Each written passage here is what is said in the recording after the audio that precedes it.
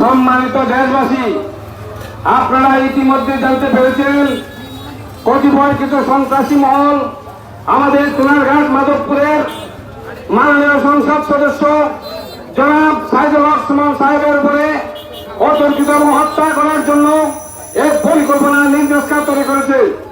আমরা এই আমর বাজারের পক্ষ থেকে, এলাকাবাসীর পক্ষ থেকে আমি আর এর তীব্র নিন্দা জানাই এবং সাথে সাথে এটা বলতে চাই, সরকারের কাছে যে সরকার এমন কোন কাজ নেই যে বাংলাদেশের যে কোনো প্রান্তে সন্ত্রাসীরা থাক তাদেরকে তৃণমূল পর্যন্ত ধ্বংস করার ক্ষমতা রাখে।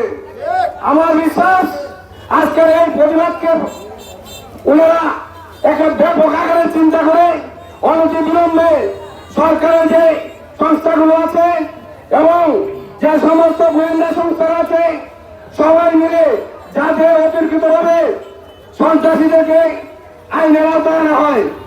সম্মানিত সদী, আপনারা জানেন যে ব্যারিস্টার সাইদুল হক সুমন উনি শুধু সোনারঘাট মাধবের সন্তান নয়, উনি একটা বাংলাদেশের আইডল। ওনাকে বিশ্বের দেশ ফলো করে বাংলাদেশের দুঃখী মানুষের জন্য অনেক কাজ করে।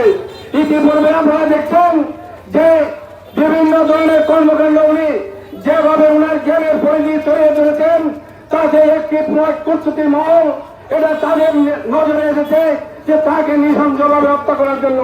তাই আমি বলবো অনতি বিলম্বে এই হত্যাকারীদেরকে আইনের আওতায় তাদেরকে দৃষ্টান্তমূলক শাস্তি দিতে হয়, তাহলে ভবিষ্যতে এই ধরনের আইডল আর আমাদের কাছ থেকে চলে যাবে না, বরং বৃদ্ধিভাবে সহজভাবে দেশকে উন্নয়ন আগে নিতে হবে।